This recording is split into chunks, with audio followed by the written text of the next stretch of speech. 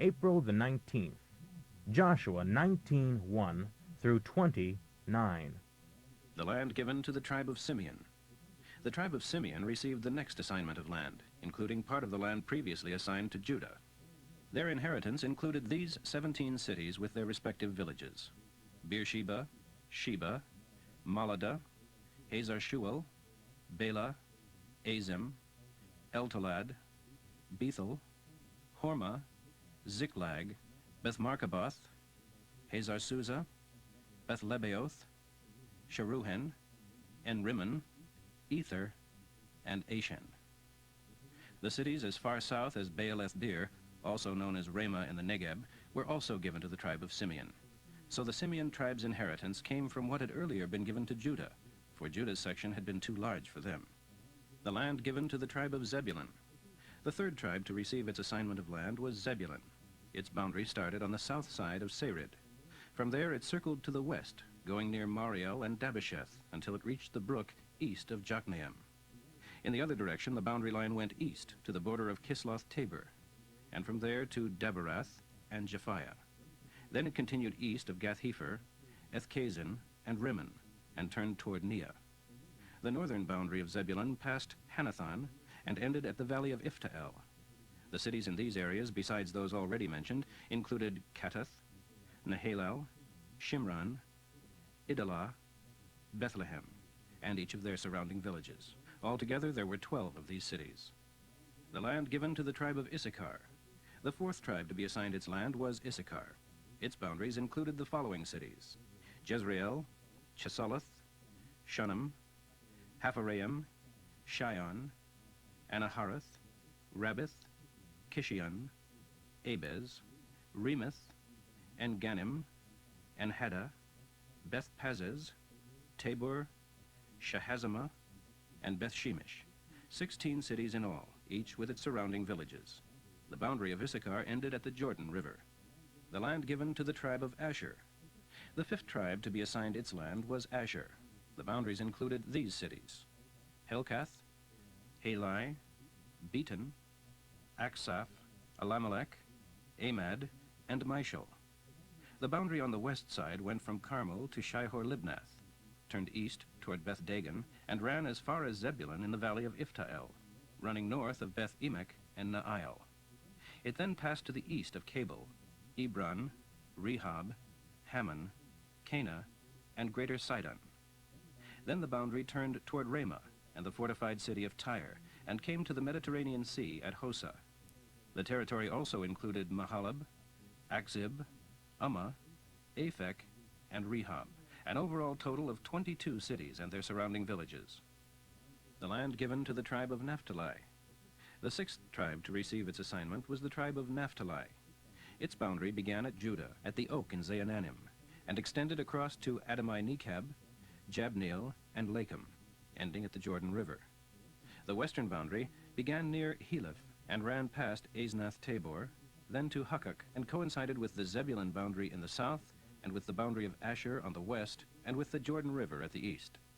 The fortified cities included in this territory were Ziddim, Zer, Hamath, Rakkath, Chinnereth, Adamah, Ramah, Hazor, Kedesh, Edrei, En-Hazor, Yairun, Migdalel, Horem, Beth-Anath, and Beth-Shemesh. So altogether, the territory included 19 cities with their surrounding villages. The land given to the tribe of Dan.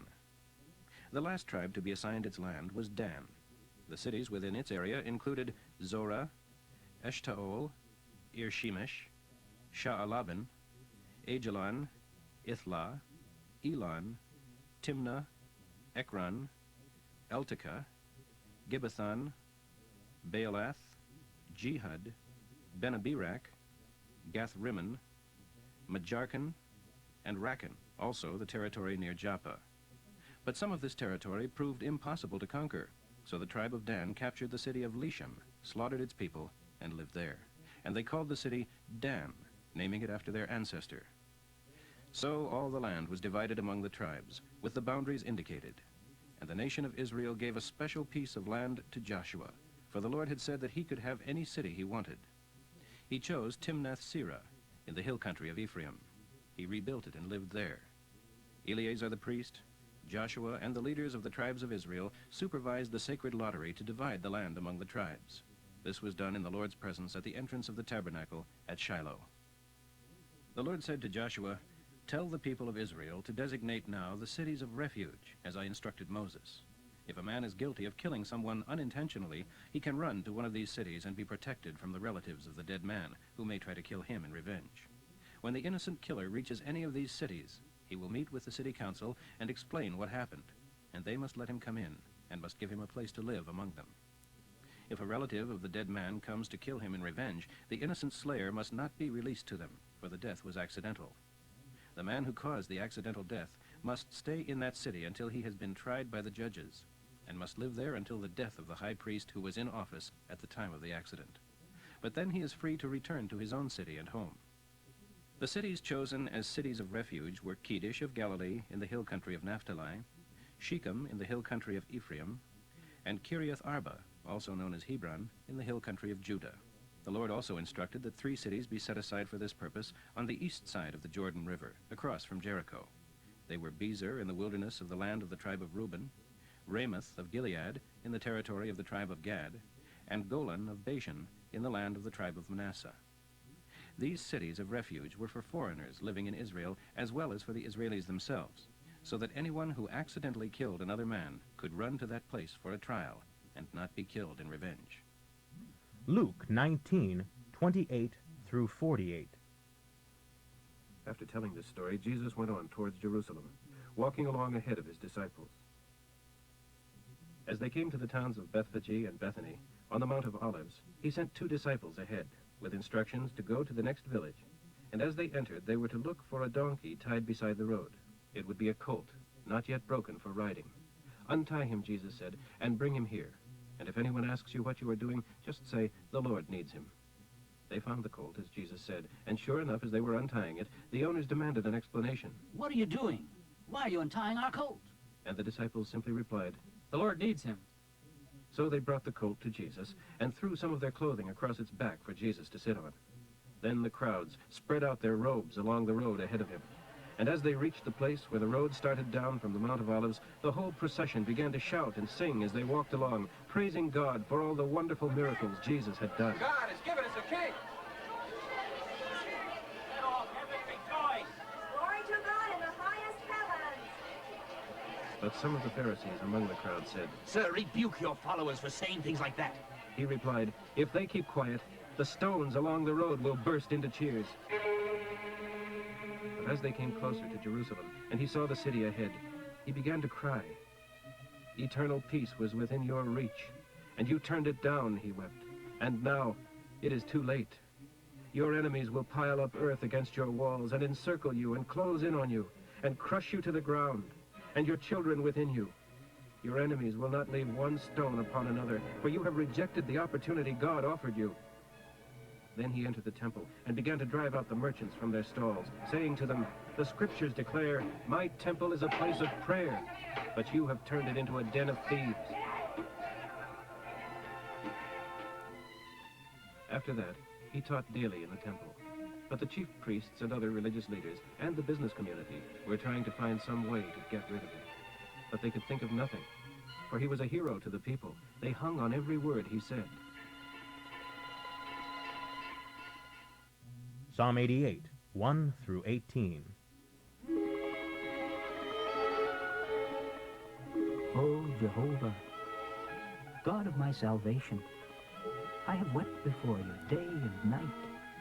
Now hear my prayers, O listen to my cry. For my life is full of troubles, and death draws near. They say my life is ebbing out, a hopeless case. They have left me here to die like those slain on battlefields from whom your mercies are removed. You have thrust me down to the darkest depths. Your wrath lies heavy on me. Wave after wave engulfs me. You have made my friends to loathe me, and they have gone away. I am in a trap with no way out. My eyes grow dim with weeping. Each day I beg your help. O Lord, I reach my pleading hands to you for mercy. Soon it will be too late. Of what use are your miracles when I am in the grave? How can I praise you then? Can those in the grave declare your loving kindness? Can they proclaim your faithfulness? Can the darkness speak of your miracles? Can anyone in the land of forgetfulness talk about your help? O Lord, I plead for my life, and will keep on pleading day by day. O Jehovah, why have you thrown my life away? Why are you turning your face from me and looking the other way? From my youth I have been sickly and ready to die. I stand helpless before your terrors. Your fierce wrath has overwhelmed me. Your terrors have cut me off. They flow around me all day long. Lover, friend, acquaintance, all are gone. There is only darkness everywhere.